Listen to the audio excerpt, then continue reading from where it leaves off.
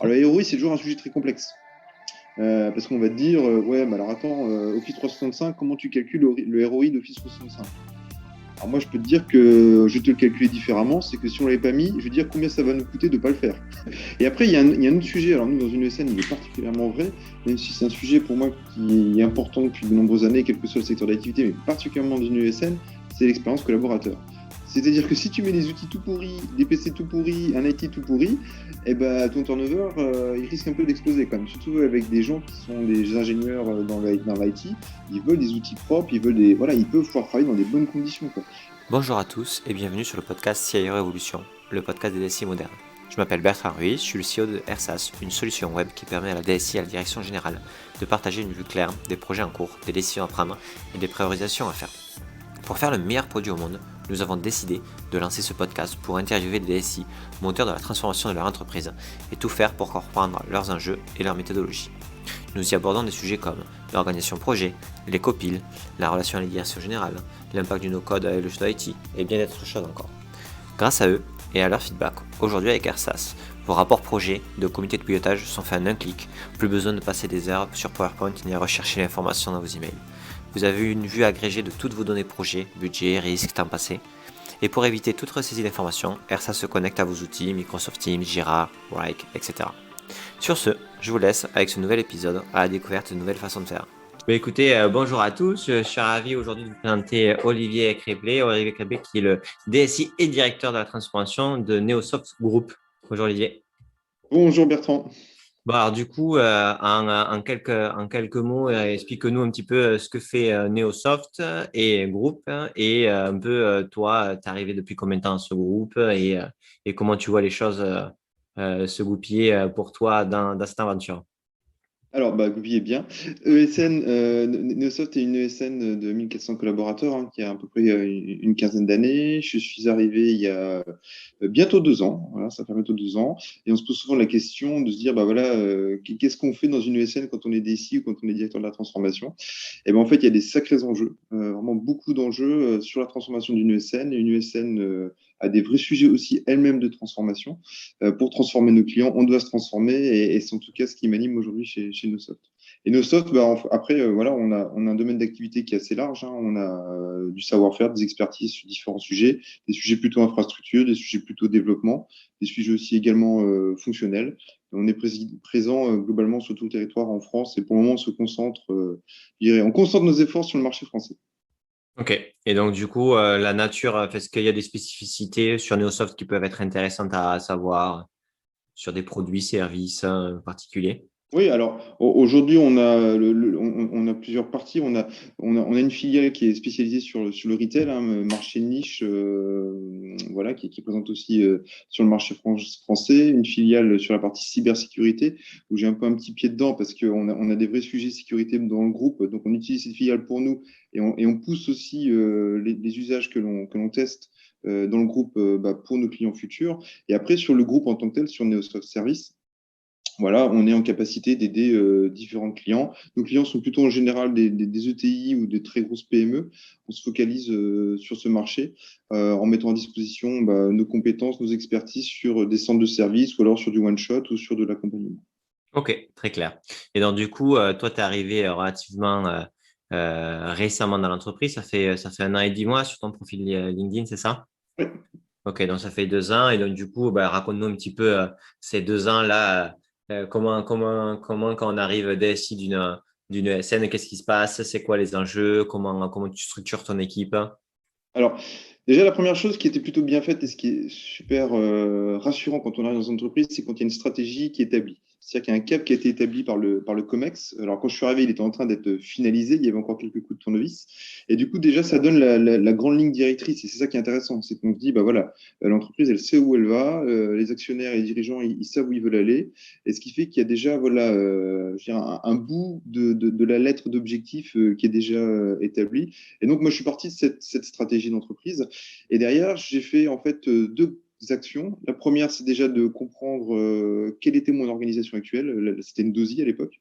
direction organisation système d'information, de se dire, bon voilà, comment on les structurer, quels sont nos process, quel est notre niveau de maturité sur les différents enjeux sur lesquels doit répondre une DOSI. Donc ça m'a permis en tout cas d'avoir déjà un premier point de vue, un premier niveau de maturité. Et deuxièmement, c'est comment on lance un chantier de transformation numérique de l'entreprise, d'une ESN. Et pour ça, c'est un, on s'appuie sur la stratégie d'entreprise, et deux, on a lancé en fait une cinquantaine d'interviews métiers pour comprendre comment la DOSI pouvait aider les métiers à participer, à accéder, à réussir les objectifs du cap stratégique que le COMEX avait établi. Et du coup, juste au niveau de la DOSI, c'est intéressant. Donc, c'est pas encore quelque chose qui est complètement répandu partout. Le côté DSI, direction des opérations, vraiment, hein, et d'arriver à ce que ça soit au cœur là-dessus. Comment, c'est quoi vraiment la différence entre une DSI qui est qui fait son taf d'une DOSI? C'est quoi? Comment tu vois le changement organisationnel, culturel qui est impliqué par cette organisation? Bien sûr. Alors, la DOSI, déjà, le O, c'est organisation, c'est pas opération. Ah, Pourquoi pardon. pas de problème. Parce que l'opération, c'est la personne qui gère les agences. Alors, je vais pas les prendre son périmètre. Autant pour moi. Non, O d'organisation. Pourquoi c'est aussi une question structurelle et d'organisation de la DOSI aujourd'hui dans l'ex-DOSI, parce que maintenant c'est une direction de la transformation et de l'innovation, on avait en fait toute une partie qualité RSE, justement sur la gestion des process de l'entreprise, parce qu'on se rend compte, dès qu'on commence à toucher aux usages, au SI, au process, que tout est lié. Donc on ne peut pas toucher au SI sans toucher au process, on ne peut pas toucher aux usages sans toucher au process, sans toucher aux outils, et au final, à un moment donné, il faut un seul capitaine sur ces sujets, et qui a la capacité, j'essaie de l'avoir en tout cas, de comprendre tous ces différents enjeux suivant ces différents prismes. Usage, process, impact dans l'organisation et outils. Ok. Donc voilà pourquoi il y a une DOSI. Et aussi pourquoi, du coup, elle est structurée avec un pôle QRSE, un pôle SSI sur la sécurité du système d'information, qui est aussi complètement transverse à ces sujets de transformation, hein, ça c'est primordial. Un pôle plutôt solution accompagnement transverse, donc sur la direction de projet, ce qu'on appelait dans le temps un peu le bureau méthode, et toute Ouais. la partie infrastructure et une partie support. Voilà l'organisation à l'époque que j'ai mis en place quand je suis arrivé, qui a évolué depuis. Ok.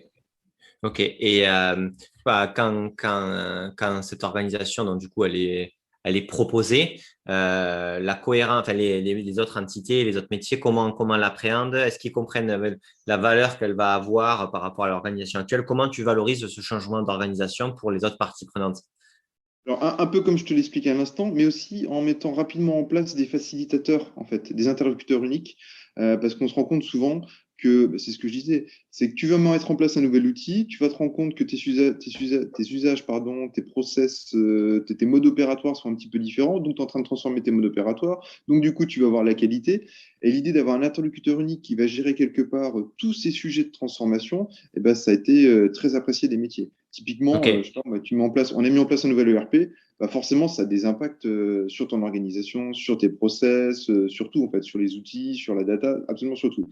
Et là, tu dis, bah voilà, moi j'ai une équipe, ce sera votre interlocuteur unique sur tous ces sujets, et sur la sécurité aussi, j'ai oublié. Et ça, c'est vraiment très, très appréciable. Alors qu'avant, tu vas avoir la DSI, tu vas avoir le pôle qualité, tu vas avoir le pôle SSI, sécurité. Bon, voilà, quels sont les impacts, tu fais des tonnes de réunions, etc. etc. Là, tu as un interlocuteur unique. Et cet interlocuteur aussi, lui, il est unique pour les métiers, mais à l'intérieur de cette direction de l'organisation du système d'information, il est unique aussi. Et c'est lui qui va être le chef d'orchestre, en fait. J'ai besoin de SSI, j'ai besoin de la DSI, j'ai besoin de l'infrastructure, etc. Et c'est lui qui est vraiment ordonnance, si tu veux, d'un côté comme de l'autre, ces sujets. Ok. Et ça, donc, du coup, en fait, tu me fais une organisation qui te permet pertinente et en fait, en leur mettant un interlocuteur unique, ça leur permet aussi d'être plus en lien avec toi en continu. Et donc, du coup, ils y retrouvent leur compte au final en disant, OK, bon, on pourra mieux communiquer, donc mieux gérer les projets ensemble, ce sera plus fluide. OK, très clair. Et Donc, puis, l'avantage aussi, c'est que après, tu as des interlocuteurs qui connaissent côté DOSI, qui connaissent très bien le métier et qui connaissent aussi très bien les métiers de la DOSI. Et ce qui fait que voilà, tu gagnes un temps fou en fait, parce que très rapidement, la personne, elle monte fortement en compétences, elle voit les impacts côté organisationnel et elle OK. sait aller chercher les bonnes personnes à la DOSI pour les différents impacts J'ai autres. un, j'ai un DSI qui m'avait dit que pour faciliter encore plus cette relation, donc la DOSI qui connaît bien les métiers, ils les avaient mis dans les locaux des métiers. C'est-à-dire que la DSI, elle avait des équipes, donc DSI métiers, mais qui étaient du coup avec les métiers. et pour être certain qu'ils comprennent bien, etc. Et eux, du coup, ils travaillaient en distance avec la DSI. En fait, tu as plusieurs modèles. Alors, tu as un modèle où c'est la DSI qui s'externalise vers les métiers. Et ce qui se fait aussi de plus en plus aujourd'hui, c'est un métier qui vient dans une entité DSI, en fait, ou 2I, si tu veux. C'est-à-dire que tu vas créer ta 2I, je dirais, où tu vas mettre des pôles par métier. Tu vas mettre un pôle RH, tu vas mettre un Ouais. pôle, tu vois. Alors, ça dépend de la taille de la 2I, etc. Mais c'est ce qui se fait de plus en plus. Alors, aujourd'hui, avec le Covid, on n'a pas pu vraiment On a créé un Channel Teams et on a mis tout le monde dedans et tout le monde se connaissait, c'est un c'était peu ça. parfait. C'est moins sympa qu'en physique, mais c'est un peu ce qui s'est passé. Ok, donc hyper pragmatique. Donc les référents sont des référents IT, mais qui connaissent extrêmement bien chacun leur métier. Ceux-là, moi, des fois, j'entends parler de noms différents. On leur donne un nom particulier. Donc IT Business Partner, Business Relationship Manager, C'est exactement ça. PMO IT. Toi, tous ces mots, tous ces noms-là, c'est la même chose. Il y a quand même voilà, des spécificités un peu particulières. Comment en fait, le naming des postes est quand même assez hétérogène et des fois, on s'y perd un peu. Voilà, c'est quoi les noms des postes que toi, tu as mis en place? Pourquoi? Comment tu as uniformisé tout ça? Alors, en fait, déjà, ça dépend aussi de la taille de ta structure. Quand tu as une DSI de 150 personnes, tu vas forcément beaucoup plus spécialiser les acteurs. Mhm. Nous, aujourd'hui, on n'est pas 150 à la DSI, hein. On est entre 25-30, ce qui fait que, du coup, bah, tu spécialises un peu moins et les gens sont un peu plus généralistes. Et quand c'est comme ça, moi, j'aime bien avoir des noms simples. Pour moi, c'est un facilitateur, en fait. Voilà, il est là pour faciliter le lien entre les métiers et les équipes techniques. Donc, pour moi, c'est un facilitateur. Parfois, il fait des missions d'AMOA, parfois, il fait des missions de chef de projet, parfois, il est juste là pour mettre de l'huile dans les rouages. Et pour moi, c'est un facilitateur. Ok, donc toi, tu le brandes en interne comme le facilitateur IT, quoi. Ouais, et puis ça market aussi pas mal, en fait. Ça montre aussi ce qu'on a envie de faire, quelle est sa mission. Et du coup, je trouve que c'est plutôt positif que de mettre un PMO, MOA, je sais pas quoi. Là, justement, pour travailler sur la transformation et la communication, de dire que tu as un facilitateur, bah déjà, c'est un axe de communication assez fort, je trouve, et une posture assez changeante. Ok, très clair. Donc, cette organisation, très clair. Et ensuite, donc, tu as parlé que tu avais fait 50 interviews avec les métiers. Oui. Euh, la timeline de ces 50 interviews, la fonction, pas hiérarchie, j'aime pas ce mot, mais en mode, voilà, les typologies de personnes que tu as interviewées. Est-ce que tu l'as fait tout seul avec un conseil externe, un conseil interne, le framework de questions, de synthétisation d'informations. Enfin, 50 interviews, c'est quand même beaucoup de matière. Il faut le faire de manière assez aussi structurée pour pouvoir en sortir une information intéressante. Alors, ouais, tout à fait. Bah, c'est sûr on s'est structuré pour le faire. On n'est pas parti la fleur au fusil, tu penses bien. En fait, ce qui était la première étape, c'était de réunir les managers, en tout cas de la DOSI, et de se dire qu'est-ce qu'on veut savoir. Voilà. Comment on va pouvoir, en tout cas, aller chercher l'information et aussi un petit peu bousculer les métiers, parce que des fois, faut être un peu, voilà, faut aller les chercher parce qu'ils se projettent pas forcément et c'est normal, ils sont dans leur quotidien. Donc voilà, et comment on crée un questionnaire qui va nous permettre de challenger nous, d'être challengés et de challenger aussi leurs besoins. Donc ça, ils se sont mis d'accord, ils ont fait un questionnaire avec le fameux facilitateur en interne. Ce questionnaire a été établi et après, derrière, à chaque fois, il y avait ce facilitateur et différentes personnes de la DOSI, des managers, des opérationnels, des techniques, etc., pour qu'ils se mettent aussi un peu à la place des métiers, parce que souvent, ils ne sont pas en interaction directe, etc. Et moi, je trouvais ça très intéressant déjà de les mettre en visibilité face au métier. Ah tiens, c'est lui que j'ai au téléphone. Ah tiens, c'est lui qui gère mes projets, etc. Et lui, de son côté, ah ouais, ils vivent ça, c'est ça leurs enjeux, etc. Et voilà. Et du coup, ça crée de la communication, ça crée du lien, ça crée de l'interactivité, ça crée de l'empathie aussi. Et Bien donc sûr. ça a plutôt très bien marché. Et après, en termes de niveau, moi, je voulais des managers métiers, mais pas que. Des gens aussi qui sont dans l'opérationnel, parce que des fois, le manager, bah, il est loin, alors pas si loin que ça, mais il peut être loin en tout cas de certains grains de sable au quotidien sur des outils où lui n'a pas forcément d'usage ou n'utilise pas. Et du coup, c'était aussi intéressant de mixer manager et plus opérationnel. Et du coup, Ok. on a eu beaucoup, beaucoup d'éléments. Et le vrai travail après derrière, c'est de se dire, bon, bah voilà, on a une lettre au Père Noël qui fait 4 km de long. Comment on rattache ces sujets à des thématiques très précises et comment on rattache ces thématiques et ces enjeux à la stratégie de l'entreprise. Ok. Et quand la synthèse de cette information, toutes ces informations étaient là, comment on on crée une histoire, on explique pour que tout ce savoir-là puisse être partagé à l'ensemble des parties prenantes et même plus largement sur ce qu'on a compris de ces interviews, ce que ça nous dit par rapport au futur, par rapport à ce qu'on veut travailler ensemble, comment on véhicule cette histoire-là pour qu'elle puisse être comprise et que les gens se puissent en accaparer et que ça reste pas juste quelque chose entre experts. Alors, la première chose, c'est de créer ce schéma directeur et mettre du sens dans ce schéma directeur. Je t'ai parlé de stratégie tout à l'heure. Donc, on a créé notre propre stratégie en lien avec la stratégie de l'entreprise. Et c'est de se dire, voilà, on va créer des programmes qui répondent aux objectifs tactiques, objectifs stratégiques de l'entreprise. Donc là, le lien, du coup, il est facile à faire. Typiquement, je sais pas, on a un programme qui s'appelle Accélération. On se doute bien que c'est pour accélérer un peu les enjeux. Tu vois, on a trouvé des noms un peu sympas. On a un peu travaillé sur le marketing de nos programmes pour se dire, bah voilà, comment on va aider l'entreprise à accélérer sur les usages, sur la technologie, sur la productivité, sur plein de choses. Et donc voilà. Donc déjà, c'est faire de la communication, expliquer et mettre du sens dans les différents projets et les différents programmes. Donc ça, c'est plutôt sur la forme et le fond du schéma directeur en tant que tel. Après, sur le média, comment on va le communiquer, c'est déjà le présenter en COMEX, le valider en COMEX, parce que voilà, il y a des budgets derrière associés, donc c'est être pédagogue, le faire comprendre, etc. Et après, c'est faire le tour des popotes, hein. C'est aller voir les différentes instances, aller voir les différentes directions métiers, aller dans les réunions trimestrielles, etc., des différents pôles et leur dire, bah, voilà où on va aller, etc., et pourquoi on y va. C'est Mais par vraiment exemple, ça, je comprends, mais par exemple, tu vois, quelqu'un dans la pub te dirait, ben non, c'est pas comme ça qu'il faut faire. Il faut qu'on crée des histoires. Ces histoires-là, elles sont pour le marketing, une histoire marketing sur le futur, sur la façon dont on veut faire les choses. En gros, est-ce que, parce que du coup, j'ai une orientation stratégique, je décline avec des programmes qui sont facilement compréhensibles là-dessus, et donc du coup, mes projets doivent s'inscrire dans un programme qui s'inscrit dans une stratégie. Mais par exemple, euh, comment tu fais en sorte que tout le monde s'accapare de cet objectif par rapport à son métier? Comment les gens arrivent à se dire, OK, moi, si on fait ce projet-là, c'est clair que ce sera super intéressant par cet objectif, par rapport à moi, ça fait. C'est dur, quoi. Ouais, non, mais c'est hyper, enfin, c'est le sens, c'est ce qu'on disait tout à l'heure. C'est ce que je t'ai dit, c'est que sur chaque projet, en fait, on a expliqué en fait quel était le constat, quel était le grain de sable, donc quel était le besoin et quel serait l'objectif à atteindre sur chaque projet. Typiquement, je sais pas, moi, je dis sur un projet pilotage, par exemple, aujourd'hui, j'ai des tableaux de bord sur Excel, c'est compliqué à maintenir, etc., etc. On lance un projet BI et DataVis pour mettre en place des tableaux d'indicateurs hyper performants, etc. Donc le gain associé, il est celui-là et il répond à tel cas pratique, tel grain de sable dans la chaussure, tu vois. Donc voilà. Et on a fait, tous les projets ont été identifiés par métier en disant, voilà votre problématique, voilà votre caillou dans la chaussure, votre grain de sable dans les rouages, comment on y répond et ce que vous allez gagner sur ce projet en fait.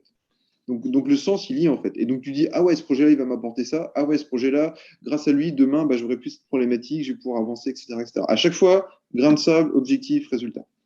OK, très clair.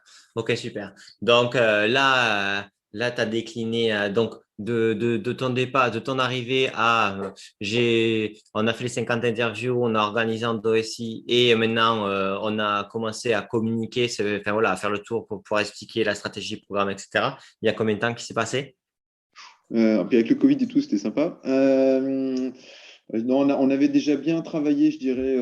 Donc moi, je suis arrivé en septembre 2019. Je pense que fin T1 2020, on avait déjà beaucoup de choses. Et après, on OK. a ordonnancé. Et à la fin du premier semestre, le schéma directeur, il était écrit, tracé, budget identifié, etc. OK. Et donc du coup, bon, Six mois, tu comptes 6 mois, quoi. OK. Le schéma directeur, c'est toujours, même en termes de nom et en termes de ce que ça représente, il y a vraiment des pour et des détracteurs et c'est toujours dans les DSI des vraies discussions sincères et passionnées. Schéma Ouais, c'est- DSI, ça peut. Hein? moi, je dis en fait, ouais, alors, le schéma directeur, nous, on en a fait un sur 3 ans. Déjà, 3 ans, c'est super loin dans l'IT. Déjà, 3 ans, tu te dis waouh. Il y en Ouais. a dans le public, ils en font sur 5 ou 7 ans, c'est encore Ouais, beaucoup. mais Voilà, mais parce que c'est une des critiques des schémas directeurs. C'est on essaye de prévoir un futur tellement loin qu'en fait, au bout d'un an, le truc, il vaut plus rien. Ouais, mais en même temps, c'est pas grave. Tu sais, moi, je fais du bateau. Et souvent, si tu sais pas où tu vas, eh ben, c'est très compliqué d'adapter ta voilure, de faire des haltes, de changer ton cap, etc., etc. Donc, à un moment donné, il faut quand même que tu aies un objectif. Si tu n'as pas d'objectif, c'est très difficile de savoir où tu vas, c'est difficile de donner du sens et c'est difficile de comprendre comment tu peux contribuer à l'entreprise. Donc, moi, je me dis toujours, en tout cas, c'est ma conviction, c'est qu'à un moment donné, ce schéma directeur sur 3 ans, je suis déjà persuadé que ce qu'on a dit qu'on ferait dans 3 ans, on le fera certainement pas comme on l'a dit, ou différemment, voire on le fera pas du tout, voire on fera totalement autre chose. Mais par contre, les éléments de la première année, la réflexion qu'on a, elle est hyper importante. Tu vois, ces 50 interviews, ils sont hyper structurants parce qu'on comprend un peu mieux les métiers, etc. Et on sait déjà, même si on va peut-être pas y répondre demain avec ce qu'on avait identifié, on sait que les enjeux, ils sont là. Tu vois, et ça, c'est important. Donc, on a du sens, on a de la connaissance et on a déjà une roadmap qui nous permet d'avancer et de donner un vrai cadre, même si je suis Ok. persuadé que ça va bouger et ça a déjà bougé. Et donc, du coup, par rapport à ça, en fait, ce que tu dis, c'est, ben, de toute façon, il faut qu'on se fixe un cap parce que sinon, enfin, on ne saura pas où aller, ça c'est clair. Mais peut-être que ce qui change, c'est de dire, en fait, c'est pas un dogme qui sera la loi pendant 3 ans, auquel, enfin, voilà, donc c'est la perception, le rôle que tu donnes chez un directeur. Et le second, c'est que j'imagine que de manière cyclique, est-ce que c'est trimestre, semestriel, ça m'intéresse de savoir, tu remets à jour ce schéma directeur par rapport à ce qui a été, ce qui est en train de se passer pour que ça puisse, que les gens puissent comprendre le fait d'un glissement ou d'un changement d'adaptation du cap ou Et pas. si je peux prendre une image un peu, je vais être un peu caricatural, mais le schéma directeur, c'est pas un grand livre que tu ouvres tous les ans, en fait. Le schéma directeur, pour moi, c'est un Kanban. C'est un tableau de post-it où tu te dis ce que j'ai prévu de faire et ce que je dois faire et ce que je suis en train de faire. Si je prends un exemple, en mars, il y arrivait un truc qui s'appelle le Covid. Bah, nous, en mars-avril, on avait prévu de faire plein de trucs qu'on n'a pas fait. Parce que c'est arrivé et on s'est dit, bah, on ne va pas se concentrer sur mettre de la BI, etc., pour faire plaisir au métier. On va se concentrer pour travailler sur le télétravail et faire en sorte que les 1400 collaborateurs de l'entreprise ils puissent travailler du jour au lendemain en télétravail. Tu vois. Donc, du coup, à un moment donné, bah, tu agis avec l'actualité, tu agis avec les moyens. Dans une entreprise, il y a des gens qui s'en vont, il y a des gens qui arrivent, il y a des maladies, etc.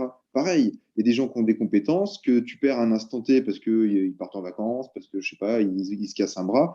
Ah, pareil, tu agis aussi différemment, tu ajustes, etc.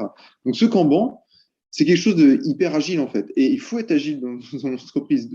Si de nouveau, je sais pas, j'ai n'importe quoi en novembre, là qui arrive, on se dit, je sais pas, on fait un énorme projet d'hybridation cloud qui va nous prendre 3 mois de boulot et qu'on se rend compte que dès fin septembre, on est tous confinés, qu'il faut qu'on revoie nos modèles, revoir nos budgets, parce que forcément, la crise a quand même un impact économique, eh ben, on ne va pas dire non, non, c'était inclus dans le schéma directeur, on va le faire. On évolue. C'est vraiment cette vision, je dirais, c'est même au quotidien que tu le pilotes, quoi. C'est au quotidien que tu le pilotes. Nous, on fait des réunions de priorisation de projet très régulièrement sur, bon, on lance pas, on n'y va pas, etc. Et c'est pas des choses qu'on fait tous les 6 mois, quoi. C'est des choses qu'on fait très régulièrement. Tu fais, ben, ça m'intéresse énormément parce que nous, avec Arsas, on est en train de réfléchir à la création d'une équation de priorisation de projets. C'est en fait ce qu'on se rend compte en parlant avec les DSI, c'est que ben, en fait, des projets, il y en a, quand tu commences à vraiment avoir une DSI qui fonctionne avec les métiers, tu as énormément de projets possibles. Et la difficulté, c'est de trouver la bonne équation d'entreprise qui permet de prioriser. Tu as plein de quick wins, c'est super intéressant de le faire. Mais en fonction de ce qui se passe, ben, c'est plus des quick wins comme ci, plus des quick wins comme ça, marketing, sales, opérations, etc. Et donc, du coup, à un moment donné, tu dois, quand tu commences à voir 150, 200 projets possibles dans le backlog, parce que c'est ça, hein, enfin, qui peut se passer très rapidement si tu commences à être moteur, et bien, en fait, tu es obligé d'avoir une vraie équation de comment on priorise, quoi. Et toi, tu t'y prends comment tu mets les choses à plat? Est-ce que ça reste encore aujourd'hui relativement artisanal dans le sens où bah, vous prenez la liste et vous regardez. Est-ce que c'est parce que vous priorisez souvent par rapport à une typologie de produits, de projets, par exemple, tous les projets marketing, parce qu'on a un vrai gros effort en marketing à faire en ce moment. Voilà, comment vous y prenez? Alors, déjà, on a un truc qui s'appelle le budget. Donc déjà, ça permet de prioriser pas mal, en fait. Quand on est en phase de construction budgétaire, tu vois, nous, notre budget, là, c'est plutôt fin d'année. On commence déjà, enfin, j'ai demandé au manager, là, juste avant l'été, de commencer déjà à réfléchir sur les projets qu'on avait identifiés, les coûts associés, etc., pour construire le budget. Donc déjà, avec le budget, tu as déjà une projection sur l'année N+1, sur se dire, bon voilà, on a tant de budget, on a tant de run, on a tant de build, etc. Comment on se projette? Déjà là, forcément, tu as une priorisation qui va se faire, hein, parce que si on vient avec un projet, je sais pas moi, à 300 000 euros sur un petit projet à 10 000 euros, etc., en fonction du budget, en fonction des hommes, en fonction de la masse salariale, enfin, tu connais ces sujets, il y a déjà une priorisation qui se fait. Donc ça, clairement. c'est le premier sujet. Deuxième sujet, c'est la bande passante. Déjà, quelle bande passante tu as pour faire du build? Est-ce que tu es accaparé par le run? Est-ce qu'il faut embaucher? Donc, on revient encore sur des sujets de masse salariale. Donc là, c'est une deuxième façon de prioriser. Troisième façon de prioriser aussi, c'est le ROI. Qu'est-ce que ça apporte à l'entreprise vs le temps que tu vas y passer et le coût que tu vas y associer? Alors, le ROI, c'est toujours un sujet très complexe. Parce qu'on va te dire, ouais, mais alors attends, Office 365, comment tu calcules le ROI d'Office 365? Alors moi, je peux te dire que je vais te le calculer différemment. C'est que si on ne l'avait pas mis, je vais dire combien ça va nous coûter de ne pas le faire. Et Alors, les mais gens qui alors vont ça, travailler. alors, je ne laisserai pas passer. Je me bats pour ça. Je suis entièrement d'accord avec toi. Mais aujourd'hui, la majorité des projets qui passent à gros budget sont des projets où le ROI est clairement financier directement. Quand je dis directement, c'est une économie. Si on paye 200 000 balles par an, si on fait ce projet-là, ça sera plus que 70 parce qu'on fait des économies. Ça passe. Ou alors, ce qui va passer en général, c'est si on met tant d'argent sur ce nouvelle façon d'acquisition de clients, eh bien, on va gagner de temps. Ça, OK. Mais tous les ROI de risque de si on ne le fait pas, c'est toujours sujet à énormément de discussions, modulo, les grands noms ou autres, qui fait qu'au final, c'est du lobbying et que c'est Comment pas tu veux que je rationnel. crée un budget SSI? Comment tu veux que je valorise, sinon, autrement que comme je te l'ai dit, que on va mettre du firewall, qu'on va sensibiliser les collaborateurs sur le Ouais. phishing, etc. Si on t'a pas, alors déjà, moi je suis convaincu, mais si tu n'es pas en capacité de convaincre que si on ne le fait pas, on a un risque, c'est notre rôle aussi de, je dirais, de évangéliser la direction générale sur la gestion du risque et vraiment comment on finance aussi des choses en fonction du risque. C'est sûr que je ne vais pas aller chercher un financement pour se protéger d'une attaque terroriste dans nos locaux, parce que là, le risque, il est quasiment inexistant. Mais on a une vraie gestion du risque, en fait. Tu vois, on est ISO 27001, 9001, donc la gestion du risque, on sait que voilà, notre perte de données, ce genre de choses, c'est des choses qui sont très risquées. Donc, du coup, on met des moyens associés pour se protéger. Donc, voilà, c'est aussi une façon de répondre. Par contre, c'est pas parce que j'ai dit qu'il fallait que le ROI, il est super important, en fait. Comment tu calcules enfin, après, c'est toujours complexe. C'est sur des actions marketing, sur un CRM, etc. La valorisation des ROI n'est pas toujours très simple. Ça, Et c'est ouais. certain. Et moi, tu vois, par exemple, aujourd'hui, je le vois sur, du coup, avec Ersas, quand on parle avec les DSI, etc., c'est comment je valorise à la direction générale que une meilleure gestion d'un portefeuille de projet, un meilleur reporting projet, ça va vraiment nous aider à piloter notre entreprise parce que c'est pas possible de piloter comme ça. Et c'est compliqué. Et en fait, ce que je vois, c'est que souvent, il y a deux indicateurs. Il y a le premier, c'est en fait, on s'aperçoit qu'il y a des projets qui nous ont coûté un bras. Et en fait, si on avait eu une vision macro, on aurait pu vraiment arrêter les dépenses pour rien parce que ça, c'est juste un mauvais pilotage au niveau macro. Et le second, c'est le fait que quand on s'aperçoit qu'il y a une tension dans les équipes parce que la communication et le reporting entre projets est pas là et qu'on commence à passer beaucoup de temps pour contrôler ça, faire du reporting manuel, en créant des PowerPoint à la main, où là, en fait, on s'aperçoit que c'est beaucoup trop de temps. Et là, du coup, on va faire un ROI sur le temps passé. Mais c'est compliqué aujourd'hui, CRM. Tu valorises un CRM, les gens ils disent bah, en fait, le CRM, ça coûte quoi? Ça coûte pour nous 150 000 balles. Ok, on va mettre ça, mais ils n'auront pas l'associé à un ROI. Oui, mais c'est la valeur de ta base client, c'est la valeur de ta gestion fine de tes opportunités, ça te permet de calculer aussi ton prévisionnel. Il y a des choses comme ça que tu peux valoriser. Après, sur ta gestion de projet, il y a beaucoup de sujets en fait sur la gestion de projet. La gestion de projet, c'est oui, c'est pas épuiser les équipes à faire avec trois bouts de ficelle de la gestion de projet, c'est capitaliser aussi sur des projets existants. Bah, tiens, j'ai un projet client qui ressemblait il y a 2 mois, combien de temps j'y ai passé, etc. Et du coup, tu capitalises. Donc ça aussi, tu essaies du temps gagné. Et après, sur la gestion en tant que telle d'un projet, si tu as un outil, ça te permet quand même d'être un peu plus dans l'anticipation, de voir arriver les jalons qui glissent, etc. Et donc forcément de prévenir, de facturer, de gérer un peu plus finement. Donc tu as quand même beaucoup d'arguments. Après, j'entends, c'est pas forcément toujours très quantifiable, mais il y a quand même pas mal d'arguments sur lesquels tu peux avancer. Après, sur des projets de développement, etc., moi j'avais utilisé un outil qui avait été fait par, je sais plus, une collectivité territoriale pour gérer les Mareva, ROI. Comment? Mareva. Oui, exact, c'est ça. La méthode Exact. Mareva. Ben, Ouais, c'est l'unique méthode que j'ai trouvée dans tous les cas en France ouais, qui a essayé de scorer un projet sur c'est ses ça. externalités internes et externes en Ouais. dehors du pur financier. Et ben, c'est un truc que j'utilise pas mal en fait. Alors, parfois, c'est pas un bon sponsor pour moi parce que voilà. Mais en tout cas, non, mais ça permet sérieusement, surtout aussi de te projeter parce que on parle souvent du build, mais le run aujourd'hui, avec les solutions de SaaS, d'externalisation, etc., des fois, ça te coûte au bout de 3 ans à 5 fois ton build. Donc, du coup, ça te permet aussi d'identifier ces sujets, d'identifier la charge de travail que tu vas avoir sur tes équipes, etc. Et ça te permet de défendre un peu mieux ton budget et ça te permet aussi de dire en vrai, non, là, c'est déconnant, quoi. Donc, déjà, en termes de ta décision, moi, je trouve que cette méthode, elle est super intéressante. Ok, non mais ouais, mais nous c'est quand je te parle de l'équation, ce que je vois c'est que en fait les gens, il faut qu'ils arrivent à faire leur propre scoring comme ça, c'est-à-dire et en disant ben voilà, on a cet indicateur il vaut tant, celui-là vaut tant, on va mettre des notes sur chacun, ça crée un point et après t'as un hexagone d'indicateurs qui te permettent en plus de la note de voir la typologie du projet et donc du coup d'avoir parce qu'en fait quand tu as plein de projets tu as du mal à rendre visuel l'importance des choses, c'est ça qui est difficile, hein. Oui, C'est complètement. Tout à fait. Bah, on est en plein dans ces sujets, tout à fait. Et après, il y a un autre sujet. Alors, nous, dans une ESN, il est particulièrement vrai, même si c'est un sujet pour moi qui est important depuis de nombreuses années, quel que soit le secteur d'activité, mais particulièrement dans une ESN, c'est l'expérience collaborateur. C'est-à-dire que si tu mets des outils tout pourris, des PC tout pourris, un IT tout pourri, eh ben, ton turnover, il risque un peu d'exploser quand même. Surtout avec des gens qui sont des ingénieurs dans l'IT, ils veulent des outils propres, voilà, ils peuvent pouvoir travailler dans des bonnes conditions, quoi. Alors ça, c'est mesurable, le turnover, hein. Si tu ouais. commences à mettre des bons outils, à faire du RSE, etc., du QVT via aussi les outils, bah forcément, là, tu peux le mesurer. Ouais, mais ça, c'est super intéressant parce que quand tu réponds à des appels d'offres aujourd'hui, tu réponds à des appels d'offres qui sont une liste de fonctionnalités Excel, souvent assez infinie, et où l'expérience utilisateur, c'est une ligne. Alors que Ouais, le taux d'adoption de ta solution, OK, est-ce que ça répond à mon scope de fonctionnalité et est-ce que je prends plaisir à travailler dessus? Et en fait, à la fin, aujourd'hui, moi, ce que je vois, c'est que ce qui gagne, c'est la somme des fonctionnalités du ouais, scope. Donc, en gros, c'est celui qui fait le plus. Et alors qu'aujourd'hui, nous, dans les startups, on va être plutôt à dire, OK, on va prendre plusieurs outils qui ont une expérience utilisateur dingue par rapport à ce scope de fonctionnalité et on va voir s'ils sont bien interconnectés.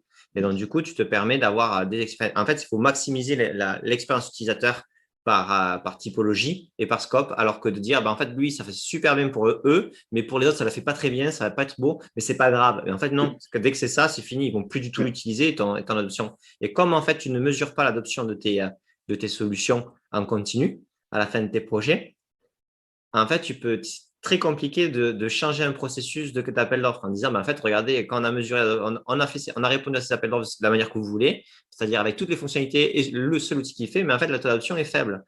Donc, Oui. en fait, il faut changer notre façon de faire les appels d'offres.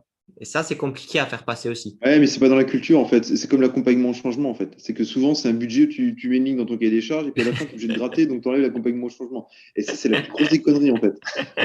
Parce que, non mais, ok, tu as l'outil, mais si personne ne sait l'utiliser, ça n'a aucun intérêt, quoi, tu vois. Donc, c'est un problème de budget souvent. Mais nous enfin, moi j'ai quelques expériences comme ça où à un moment donné tu racles les fonds de tiroir parce que tu dois répondre à un budget et c'est normal, hein. Enfin, c'est pas open bar dans une entreprise.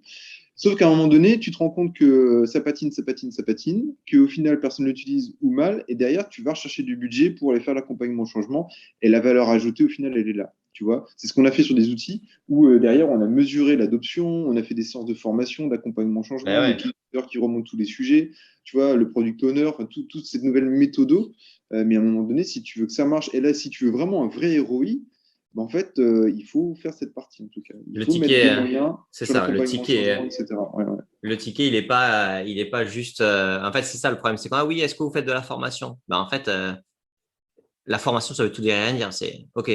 Est-ce qu'on a besoin de les former c'est un logiciel métier, donc est-ce qu'on a besoin de faire monter les compétences des gens en mode métier? Parce que je te donne un exemple. Moi, sur des prospects ou clients, ils n'ont pas tous la même maturité sur la gestion de projet ou portefeuille de projet et à l'intérieur des équipes là-dessus. Donc, en gros, c'est pas les former à ton outil. Déjà, tu les formes sur que ça va les aider en termes de personnel par rapport et après, il y a, OK, l'outil, comment il fait, comment tu peux être productif ou autre. Et ça, c'est intéressant à avoir. C'est qu'aujourd'hui, tout le monde n'est pas au même niveau dans les entreprises. C'est une ligne vite fait écrite où en gros c'est plutôt vu comme une espèce de tutoriel de l'outil qu'une formation métier. Et moi, je pense qu'aujourd'hui, les SaaS doivent fournir en fait un professional services, non pas sur l'outil, mais sur la montée en compétence des personnes sur leur propre métier. Et c'est juste que nous, on a une technologie qui permet de le faire beaucoup plus facilement. Ouais, mais tu le vois, si je peux te raconter un petit truc, nous, on avait mis Teams en labs, en bêta, bien avant le Covid, etc. Donc, sur le périmètre IT, on était déjà dessus, etc. Donc, le jour où le Covid est arrivé, on a juste eu à créer à basculer, voilà, donc ça, c'était facile. Sauf que derrière, accompagné au changement de cet usage, on a pensé, on s'est persuadé qu'on l'avait bien fait. Et tu te rends compte au final que. Puis les gens aussi souvent disent ouais, c'est Teams, c'est facile, je vais y arriver, j'ai pas besoin de formation. Et en fait, tu te rends compte au final que les gens, ils savent pas gérer leurs notifications, qu'ils savent pas gérer vraiment les outils qu'il y a dans Teams, etc., etc. Et que là, le ROI, ok, ça permet de travailler à distance, etc. Mais que le ROI, en fait, maintenant, il faut chercher à le maximiser. Et là, c'est ça, cette deuxième phase, c'est comment tu maximises le ROI en accompagnement au changement, en accompagnant, en disant, bah voilà, aujourd'hui, on fait des retours, on fait des questionnaires, etc. Donc, c'est déjà pas mal. On se rend compte que les gens, ils se plaignent parce qu'ils sont surnotifiés, etc. Mais est-ce qu'ils Mais c'est savent super gérer leurs intéressant. notifications? Bah non, ils savent pas. Pour moi, ça, Est-ce qu'ils savent c'est le qu'ils peuvent, step tu vois? d'après. C'est le step de Voilà. productivité.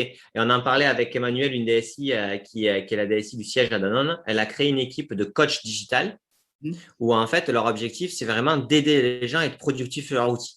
Et Ouais. c'est des gens, ils viennent, ils expliquent en session, en one-to-one. Et en fait, il faut monter les gens en compétence sur vraiment la productivité de l'outil. Pas juste, c'est bon, je sais faire. C'est, j'ai bien compris les détails, etc. Et ça, je trouve ça super intéressant parce que, en fait, tu paries quand même sur les gens que tu as chez toi. C'est-à-dire, il faut qu'ils puissent bien travailler, etc. Et tu sais que ça coûte de monter en productivité, qu'on n'a pas tous, on n'est pas tous productifs sur tous les outils, qu'en plus, il y a plein de petites méthodes qui font gagner un temps de dingue.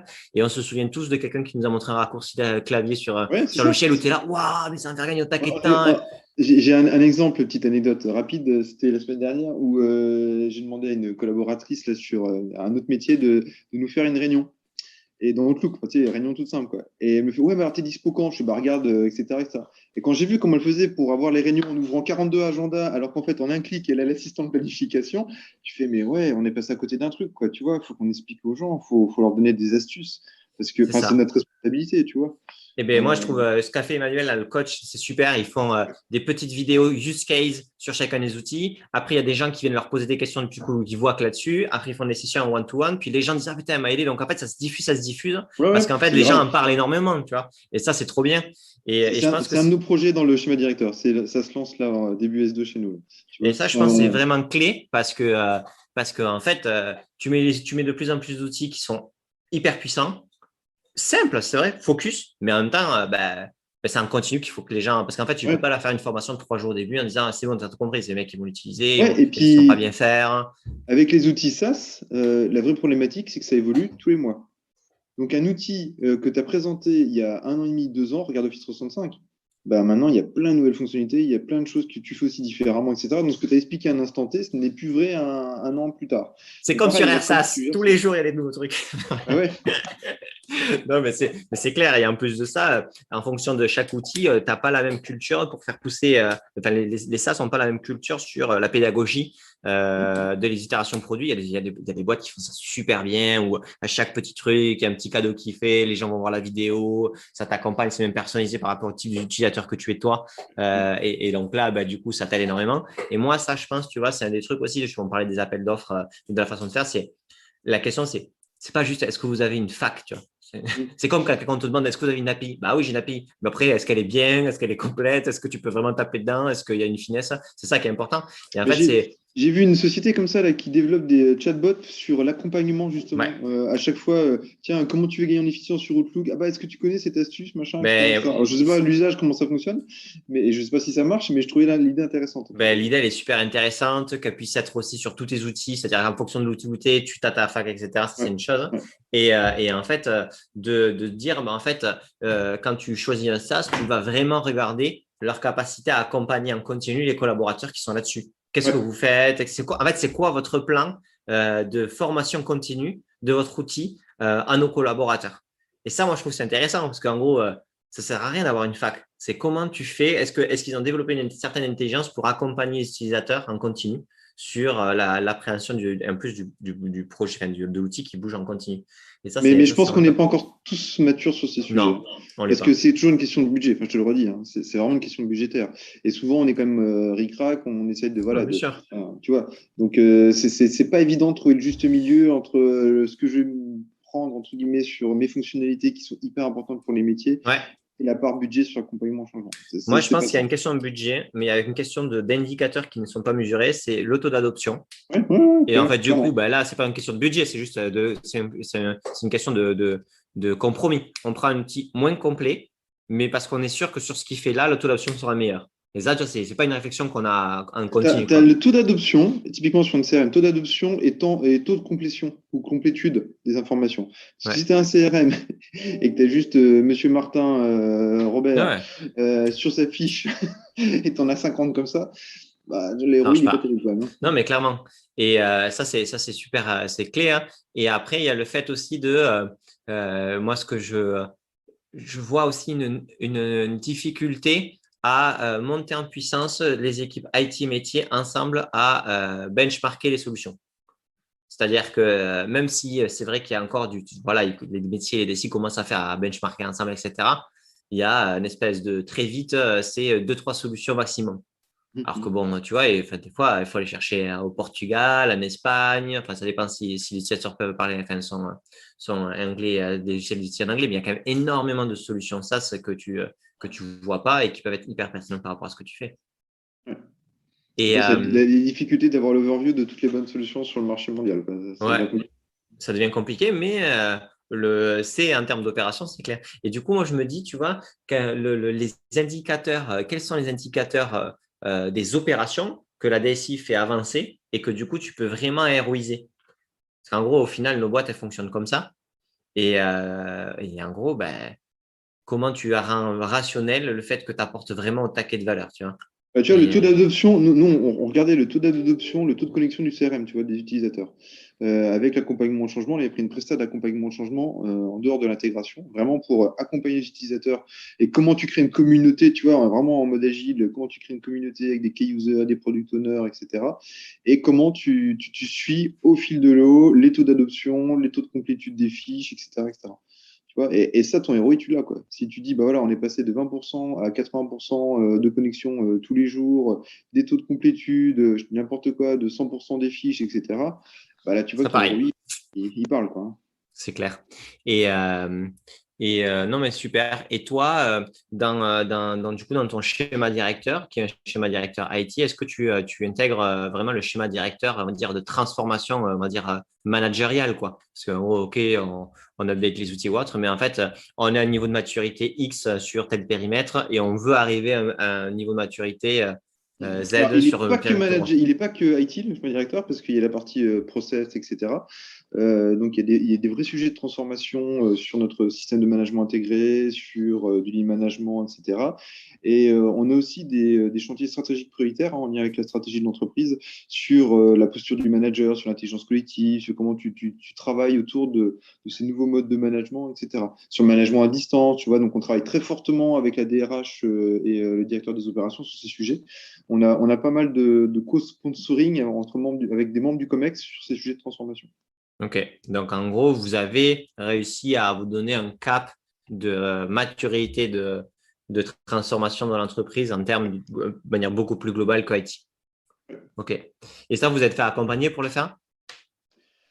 Alors, un petit peu, on s'est fait coacher sur ces sujets pour un peu nous sortir de notre cadre et de notre zone de confort. Voilà, mais maintenant, on commence à voler un peu de nos propres ailes sur ce qu'il faut pour transformer l'entreprise. Et là, maintenant, on est plutôt en autonomie sur ces sujets. Donc, sur le fait d'avoir phosphoré, ça, on s'est fait aider. Par contre, maintenant, on se fait accompagner sur des sujets de transformation, parce que là, c'est des sujets qui sont complexes. Tu vois, je te parlais de management tout à l'heure, sur des sujets organisationnels, manager à distance. Enfin, voilà, moi, ok, d'accord. Tu peux le faire avec beaucoup de pragmatisme et de bon sens, mais ça suffit pas toujours, quoi. Et donc, voilà, à un moment donné, il faut te faire accompagner, quoi. OK, non, mais c'est OK, d'accord. Donc, en fait, il y a surtout eu une question de un peu, on change un peu notre énergie pour vraiment voir un peu partout là-dessus, nous aider à avoir une big picture beaucoup plus large. Et après, voilà, vous êtes monté en compétences et après, c'est sur des points précis. OK, d'accord, très clair. Et, est-ce que tu penses que aujourd'hui, dans le marché des ESN, celles qui vont, ça va être indispensable de montrer que vous êtes vraiment une ESN transformée, enfin, tu vois, en termes de façon de travailler, en termes de faire du produit, d'apporter même au niveau peut-être même des business models, etc., pour que les clients soient confiants dans le fait que vous avez vraiment plusieurs coups d'avance sur eux, ou est-ce que en fait le marché il est tellement, on va dire, il y a tellement de tensions, il y a tellement de besoins que en fait au final non, il n'y aura pas une grosse prime au plus innovateur des ESN. Alors, je dirais que c'est un peu tous ces sujets en même temps. Mine de rien, il y a une énorme tension sur le marché. C'est vrai, il y a une belle dynamique économique, hein, c'est certain. Il y a des gros acteurs. Donc, il y a aussi, je dirais, une tension dans le marché où le marché se resserre parce que les gros acteurs achètent les moyens. Donc, ce qui fait qu'il y a des économies d'échelle. Donc, il faut être très concurrentiel. Donc, voilà, c'est pas évident d'atteindre des tailles critiques. Donc, ça, c'est un premier sujet. Deuxième sujet, tu parlais de tension, mais de tension aussi sur le marché du travail. Ouais. Comment tu attires des candidats? Comment tu attires en tout cas des gens et pas que par le salaire, etc. Donc, je pense que nos enjeux de transformation, ils sont sur notre ADN à nous. Nous on est RSE depuis quasiment 10 ans. Voilà, on a de l'ADN qui est porté sur des valeurs, sur la bienveillance, l'humanisme, tu vois, je disais tout à l'heure, hein, sur la QVT, sur le sens qu'on met et les messages qu'on porte. Voilà, donc ça, on est ancré là-dessus et on continue à se développer sur ces sujets. Je te parlais de chantier sur le management, mais voilà, sur l'intelligence collective, etc. C'est des choses sur lesquelles il faut qu'on évolue, même si on est déjà bien avancé sur ces sujets, mais on doit continuer à innover aussi sur ça.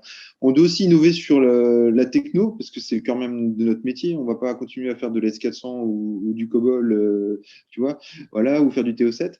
C'est-à-dire que globalement, il faut aussi qu'on arrive à innover tant en interne qu'en externe. Et ça, c'est important. Et nos clients, ils nous attendent là-dessus. Nous, on se doit d'apporter de nouvelles solutions parce que on doit être en capacité de leur proposer que la transformation numérique, au final, c'est au quotidien. Que ce qu'on met en place aujourd'hui, dans 2-3 ans, il faudra certainement réfléchir à des évolutions parce que le marché aura changé, les technos auront évolué, etc. Et ça, on se doit absolument d'innover.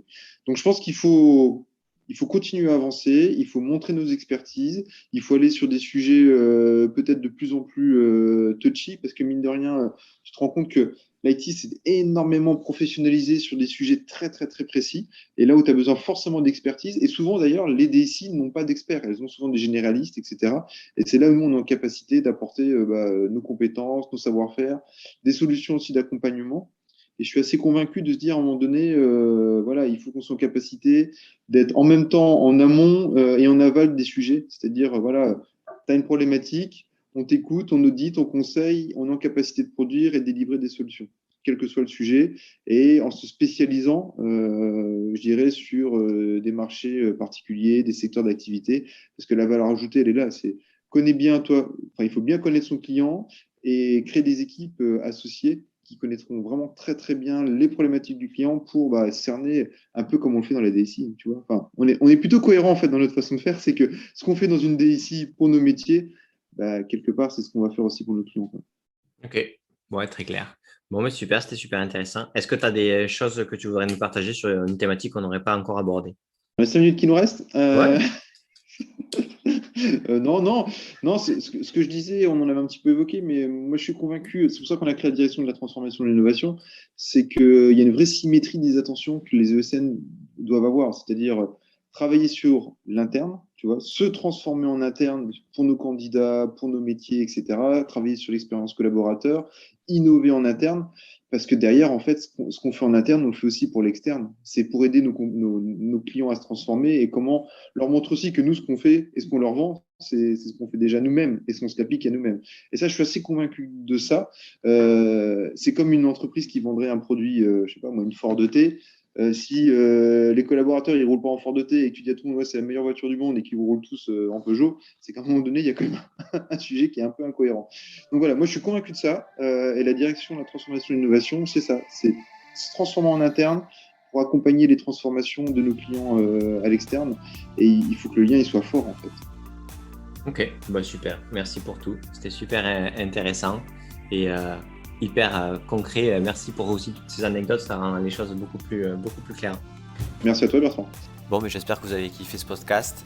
Comme toujours, n'hésitez pas à le partager sur LinkedIn, à le partager à vos collègues, chefs de projet IT, DSI. Ça nous aide toujours à trouver de nouveaux et des DSI toujours plus intéressants. Et écoutez, ciao!